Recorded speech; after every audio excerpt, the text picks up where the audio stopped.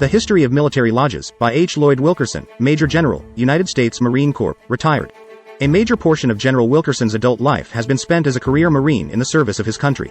From his childhood, he had heard stories about brother Masons, serving in opposing armies, who spared each other from death upon being recognized as fraternity brothers.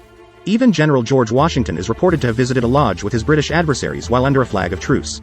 The nature of warfare has changed so much over the centuries one cannot comprehend how such an act could be possible. Modern armies fight so differently. They do not cease fighting just because it becomes dark. The nature of Freemasonry prior to the establishment of the Grand Lodge of England in 1717, and of course, prior to the birth of our country and the establishment of the U.S. Marine Corps, about which he will comment later. To refresh your memories about Masonic affairs before Grand Lodges were formed, there were no charters, no regularly elected officers, and no regular lodges, as we know them today. 17th and early 18th century lodges were very informal. Since they often had no permanent officers, the oldest master in attendance assumed the East. No dues were paid, and no dues cards were issued. Voluntary contributions from those present were solicited to pay for food and drink consumed at the meeting.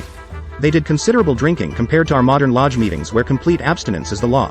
Freemasons met whenever and wherever they desired, had no lodge buildings as such, but most frequently they met in local taverns where food, drink, and lodging were available. At first, few if any records or minutes were kept. It is interesting that the very first record of the making of a Mason in England, but not in an English lodge, was in 1641 when General Hamilton and certain masters and others from Lodge of Edinburgh met at Newcastle, England, and admitted Robert Murray, General Quarter Master of the Army of Scotland. This proceeding outside the boundaries of the kingdom was approved by the lodge. It was normal in the transition period between operative and purely speculative Freemasonry to bring in high-ranking military and civil leaders. With the establishment of the Grand Lodges of England, Ireland, and Scotland, all between 1717 and 1736, Freemasonry quickly spread. The nobility, the clergy, and men of great influence sought to become part of the fraternity. Before the period of Grand Lodges, the colonies had many military and civilian men who were made Masons prior to departure from their homelands. According to the practice of the time, these Freemasons doubtless held Masonic communications and initiated candidates just as was being done in England and elsewhere. Additionally, they appeared to have continued this practice far beyond 1717 when the Grand Lodge of England was established. Along with the Grand Lodges came more standardization of the ritual, more control of lodge affairs including chartering, meetings, and initiations. Technically, all lodges in the colonies became clandestine until they received written charters. One that met at Tun Tavern in Philadelphia boasts of having the first recorded lodge meeting in America. It was denied being known as the oldest authorized lodge in America by its failure to submit a timely request for a charter to some Grand Lodge. Our brother General George Washington was made a Freemason in the Fredericksburg Lodge in 1752, technically a clandestine lodge, for it did not receive its charter until 1758. The military Freemasons did join their civilian brothers in the taverns for meetings. However, an accommodation was made for the professional soldiers when Grand Lodges began issuing warrants or charters for regiments to have military, traveling, lodges.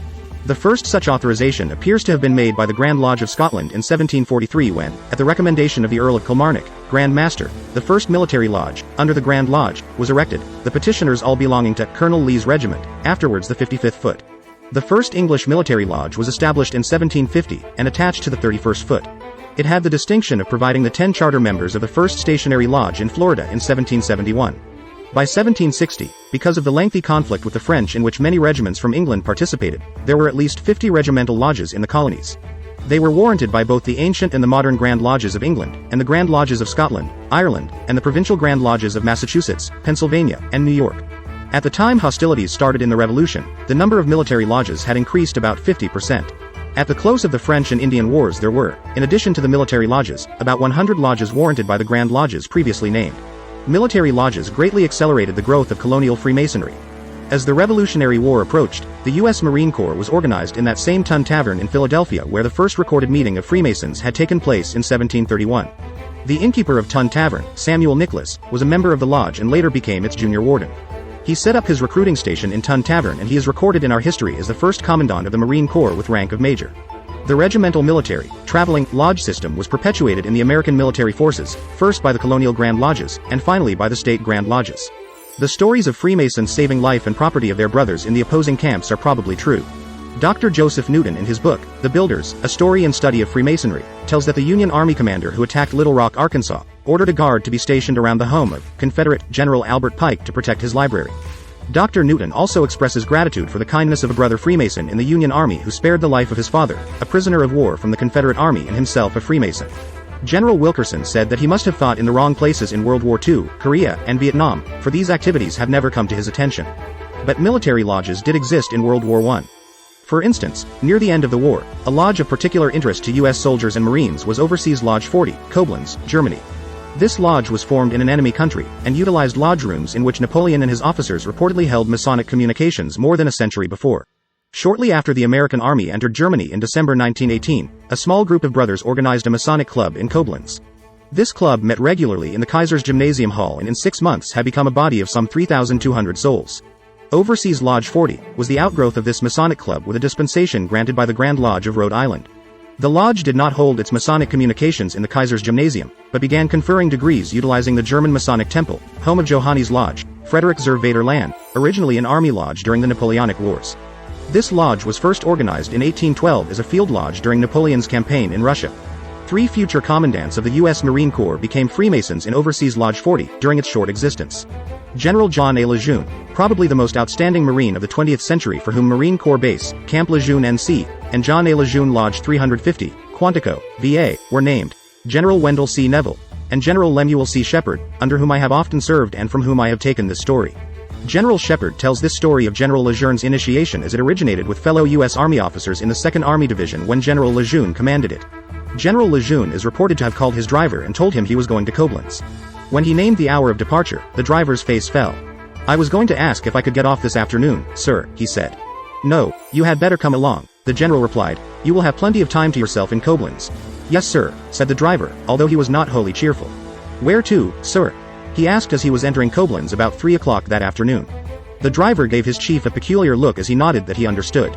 At the gate in front of the temple, General Lejeune tarried a moment to tell the driver to be back promptly at 7 o'clock. "But, sir," was the smiling reply, "I also have been notified to report here this afternoon," and together they entered the temple to take their first degrees. Generals Lejeune and Shepard were raised in the same lodge on the same night. When General Shepard, then a company commander, submitted his petition, he was sponsored and coached by the company gunnery sergeant of his company. He elaborated and evaluated much later saying, "Thus did Overseas Lodge develop and strengthen a fellowship between men of all ranks in the Army and the Marine Corps." Upon its return to America, Overseas Lodge was established at Providence, Rhode Island, where it continues active at this time. In order to be eligible for admission, an applicant must have served in one of the armed services. The work continues to be conducted in the same manner as in Germany, the officers of the lodge wearing their service uniforms and carrying out the ritual with military precision. An interesting souvenir possessed by the lodge is a Masonic diploma presented by a descendant of the French lodge stationed in Koblenz during the Napoleonic War, which was issued by the Great Orient of France in 1816 and bears the signature of both Napoleon and Marshal Ney. If there were any military lodges traveling with U.S. forces subsequent to World War, I have overlooked the records about them. Some writers say there were none. This inquiry would not be complete without investigation of activities in the Orient. Freemasonry was established in the Philippines in 1898 by the field lodge that accompanied the North Dakota Regiment of Volunteer Infantry. This lodge was established by a dispensation granted by the Grand Lodge of the state of North Dakota, and its charter members consisted of both officers and enlisted men of the regiment. In a short time it had received 100 petitions and had to refuse to receive more. General Wilkerson had read of no other lodge that has had the ceremony of obligation of a candidate interrupted by rifle fire. It departed the Philippines with its regiment about a year later. Shortly after departure of the North Dakota Regiment with its military lodge, a Sojourners Club was formed in Manila. By 1901 this group of Sojourners had obtained a dispensation from the Grand Lodge of California to form a permanent lodge in Manila. As the members of the Sojourners Club were charter members of the newly formed Manila Lodge, the club was disestablished. But in 1907, the Sojourners Club was again formed in Manila, this time to provide a way for military Freemasons to know each other better and to be of assistance to those in distress. These military Freemasons, officers and enlisted men, returned home throughout the period preceding World War I with good feeling about the club and its function. In the months immediately following World War I, a group of commissioned officers of all the military services who were Freemasons held meetings in Chicago, Illinois, and formed the organization now known as the National Sojourners, Inc. It is composed of Freemasons who are commissioned officers, warrant officers, or senior non-commissioned officers, past and present, of the Armed Services of the United States, the U.S. Coast Guard, the Public Health Service, our Coast and Geodetic Survey. Commissioned officers in any armed services of a nation allied with the United States in time of war may also be qualified for membership. National Sojourners, Inc. has the objective of strengthening our national defenses, promoting patriotic ideals, and providing good fellowship among its members. It has served its purposes well. It was created in an era when there was extreme class consciousness between officers and enlisted men.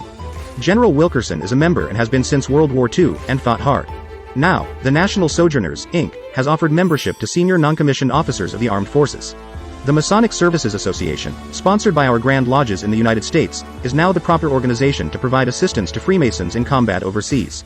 In the final analysis, except in the combat zone, military Freemasons are seldom stationed beyond easy commuting distances of regular lodges where their presence would be honored.